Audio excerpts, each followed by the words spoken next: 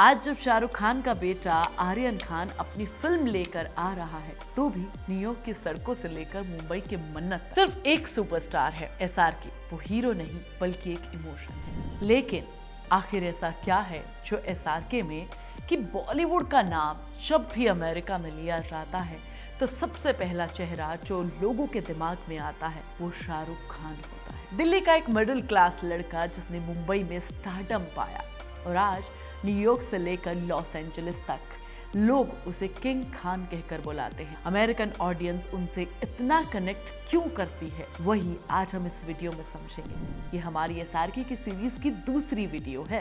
पहली video NRI corrections पर थी। अगर आपने नहीं देखी है तो जाओ जाकर देखो। शाहरुख खान सिर्फ एक स्टार नहीं है, वो एक फिनोमेना है। सोचो हॉलीवुड के टॉप स्टार्स जब इंडिया आते हैं तो सबसे पहले किसके घर जाते हैं? मन्नत। शाहरुख खान का घर सिर्फ इंडिया ही नहीं बल्कि दुनिया के हर उस इंसान का ड्रीम स्पॉट है जो बॉलीवुड को जानता है। Hugh Jackman, Zayn Malik, David जैसे सितारे एसआरके से मिलने आते हैं और फिर सोशल मीडिया पर लिखते हैं this man has an aura. और जब शाहरुख इंटरव्यू देते हैं तो कभी माइकल जैक्सन का जिक्र कर देते हैं तो कभी मैडोना पर मजाक कर देते हैं, कभी पॉप कल्चर रेफरेंस ऐसे यूज करेंगे कि अमेरिकी ऑडियंस को लगे ये अपना ही बंदा है। यही कॉस्मोपॉलिटन फ्लेवर अमेरिकन ऑडियंस को खींचता है। लेकिन सिर्फ उनकी पर्सनैलिटी की बात नहीं है, असली जादू उनकी फिल्मों में है।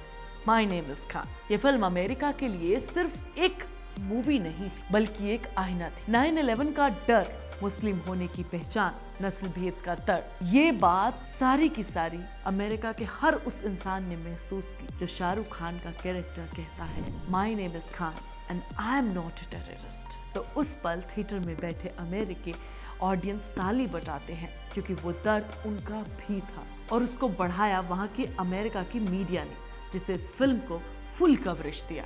2010 में ये नॉर्थ अमेरिका की बॉलीवुड की सबसे बड़ी कमाई करने वाली ब्लॉकबस्टर मूवी बन गई। $4 मिलियन की कमाई की थी माय नेम इज खान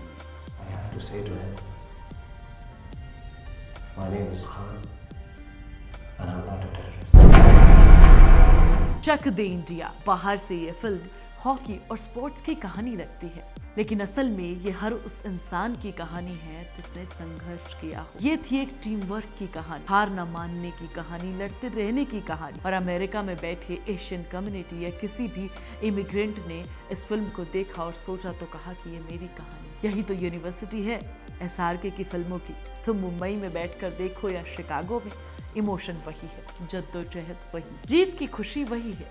अब बात करते हैं उनकी हाजिर जवाबी की। एसआरके का वो चार्म है ना, वो सिर्फ फिल्मों तक सीमित नहीं है यार। किसी अवार्ड शो में जाओ, किसी इंटरव्यू में देखो, उनकी एक लाइन सुनकर लोग हंस पड़ते हैं। जब अमेरिकन ऑडियंस उन्हें लेट नाइट शोज या इंटरव्यूज के लिए शेड्यूल करती है और उन्हें देखती है तो उन्हें लगता है कि ये स्टार हमारे टॉक शो का होस्ट जैसा है। एसआरके की सबसे बड़ी ताकत ये है कि वो खुद को बहुत बड़ा दिखाने की कोशिश ही नहीं करते।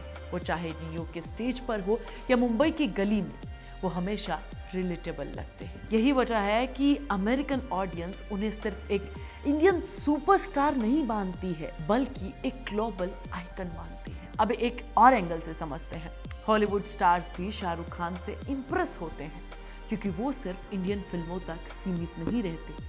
उन्हें टेड टॉक्स में स्पीच दी जहां अमेरिकन यूथ ने खड़े होकर ताली बजाई, और भी शोज में गए और अपनी कहानी सुनाई। एक साधारण लड़के ने सुपरस्टार बनने की कहानी सुनाई। इसलिए एसआरके सिर्फ फिल्मों में ही नहीं अपनी जर्नी से भी अमेरिकन ऑडियंस को इंस्पायर करते हैं। एक सुपरस्टार जिसने इंडिया से निकलकर ग्लोब को जीता है और ये जीत सिर्फ बॉक्स ऑफिस के नंबर से नहीं मापी जा सकती बल्कि इस बात से होती है कि दुनिया के दूसरे हिस्से में बैठे लोग उनके डायलॉग और उनके स्माइल और उनकी कहानियों से खुद को जोड़ पाते हैं। एसआरके दिल से इंडियन है। उनकी जड़ें, उनकी कहानियाँ, उनकी फिल्में सब इंडिया की मिट्टी से निकलती हैं लेकिन उनका दिमाग और उनकी हाजिर जवाबी बिल्कुल एक ग्लोबल के तरीके से है।